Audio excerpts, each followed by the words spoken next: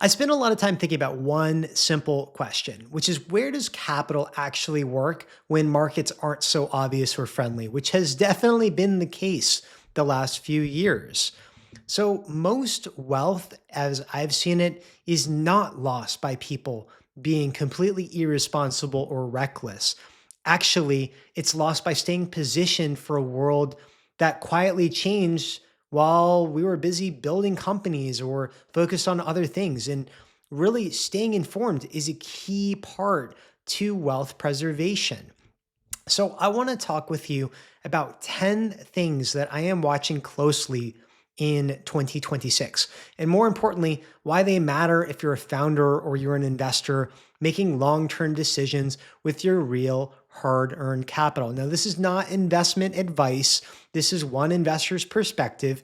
Check with your tax person, check with your wealth advisor. But frankly, I will share how I'm looking at things. And hopefully, this will help in your own positioning as you are going into 2026. So, number one, inflation. I do not think that we are going to cleanly go back to the Fed's 2% target. Now, I know we are in an interesting time with this, but I think reality is a more realistic range that we sort of see as the new normal for the next few years is closer to 2.5, maybe 3%. Since 2020, $6.9 trillion has been added to the USD money supply. That's about 45% of all dollars in existence. That's a lot of money printing. And that kind of expansion does not fully reverse. Now, there is a nuance here, which is that new technologies like AI are largely disinflationary, which means we're going to get more output for essentially less money that we wouldn't have otherwise had. That's a great thing here. But in the nearest term, because we're talking about 2026, maybe into 27, I think opposing forces may actually coexist here. And that makes clean outcomes a lot harder to forecast. So, my point is in environments like that, returns tend to come a lot less from pricing inflation and more from owning assets that produce cash and actually hold tangible value. Second, the Fed may cut rates again, but markets are likely to stay uneven. That's my belief. The Fed controls short term rates, right? A lot of what they price is the overnight cost of borrowing money, but markets set long term borrowing rates based on a variety of data, only one data point being the Fed's rates. So, when inflation stays sticky and deficits stay large, long term rates can remain volatile even as policy eases. So recently, events just reinforce how complex and pressured rate setting has become. That uncertainty shows up in asset pricing and it can show up in different rates, kind of fluctuating in different places. For investors that have patience and liquidity, this kind of uncertainty can actually create really unique buying windows because volatility can sometimes lead to people selling or buying at rates that are maybe different than intrinsic value. And for long term thinkers like us, that is where advantage is created. Okay, point three, stocks are priced richly going into this. Today is January the 13th, 2026. And S&P is trading around 28 times its earnings, where the mean, the number historically is closer to 16 or 17 times earnings. That doesn't mean that stocks are completely doomed and are about to fall off a cliff tomorrow, but it does mean that there's a lot less room for missteps. When expectations are this high, even small disappointments can lead to volatility or long stretches of muted returns. So if most of your net worth is tied up to a business or in a single stock, it's really more about being smart with exposure management and not so much around timing. But I expect when things are valued this richly, you can see a lot of volatility if things don't go perfectly. Fourth, private credit offers an attractive risk to reward profile when structured correctly. I've been in private credit for a number of years as both a passive investor, and we're actually looking at doing a fund in the space this year. Um, but I still love the risk reward profile here. And it matters a lot what your private credit is. What I'm talking about is senior first position loans backed by real collateral that could be a house or a multifamily building, by disciplined operators that know what they're doing, right? So lower relative risk spectrum type things, but the yields on these can still be really, really good. And so my contrast here is that the next cycle is going to really expose the yield first structures, the highly shaky and volatilized structures that are, kicking out double digits, but may not be so well collateralized. When there is some volatility, you tend to see who's swimming naked, right?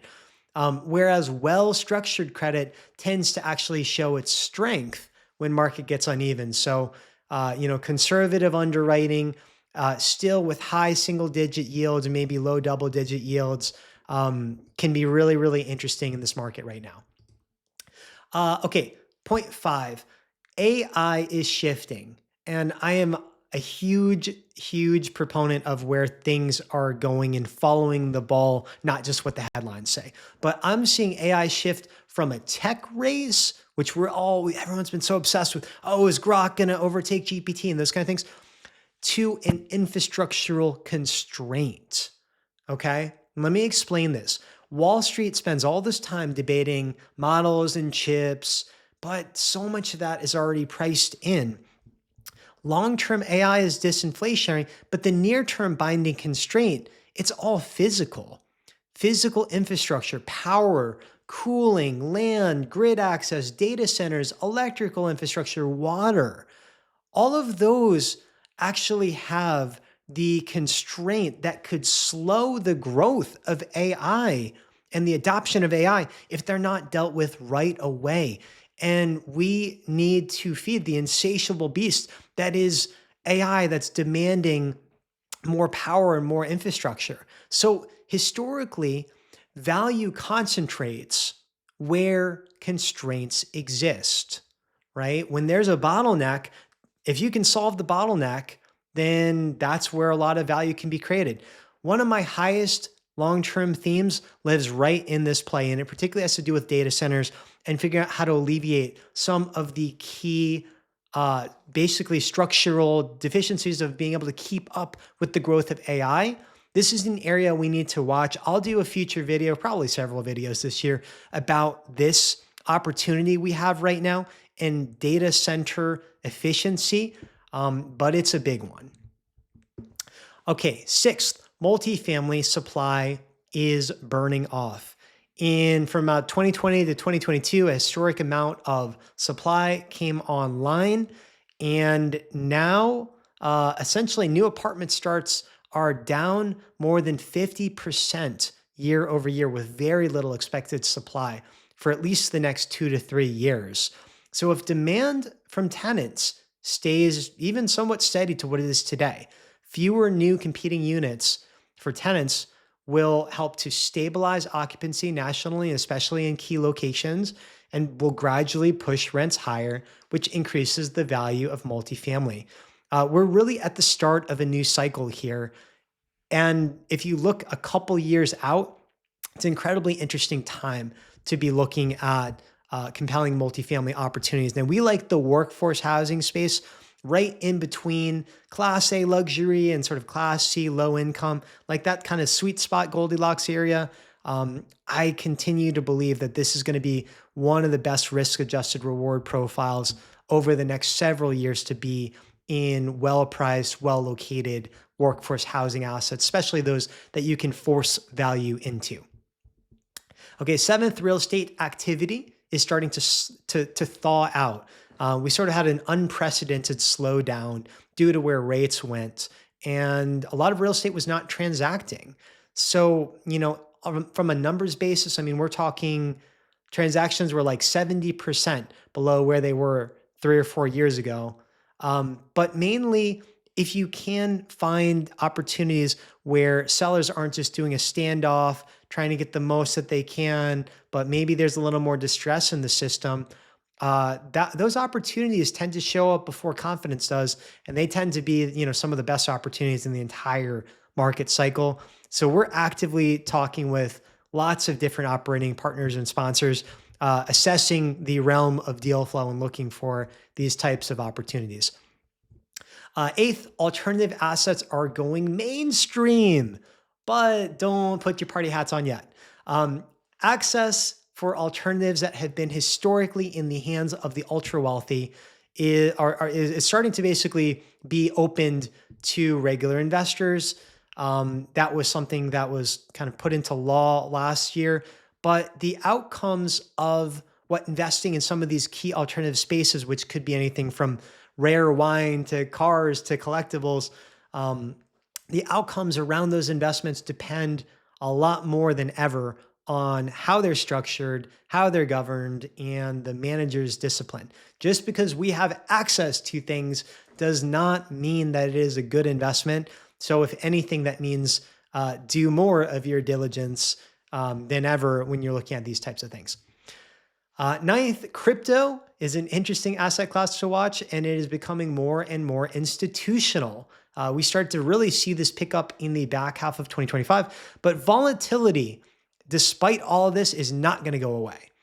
These assets are hard to value, and that makes large swings, if anything, a feature, not just a bug.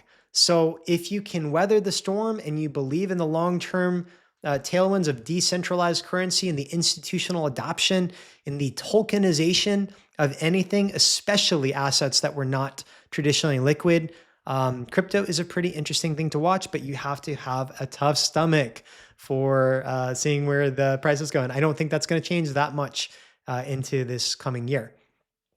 10th and final prediction here is the next investment winners will focus on structure, flexibility, and particularly on niches. A lot of the family offices that I talk to are leaning into things like Main Street roll-ups, marinas, RV park, data center infrastructure. They're niche type investments. And the takeaway, I think, of where they're coming to the table is quiet compounding, and sort of seeing a niche that works tends to beat headline trades in uneven cycles like we're in today. So a lot of attention and discipline going into finding unique niche type opportunities. So again, none of this is about predicting the future perfectly. This is about positioning capital so that it can work across a wide range of outcomes and be ready when opportunity shows up for you. I'm curious, put your comments here. What do you think is going to matter most in 2026? What are you watching? Love to hear your perspective and what you think is going to unfold into this coming year.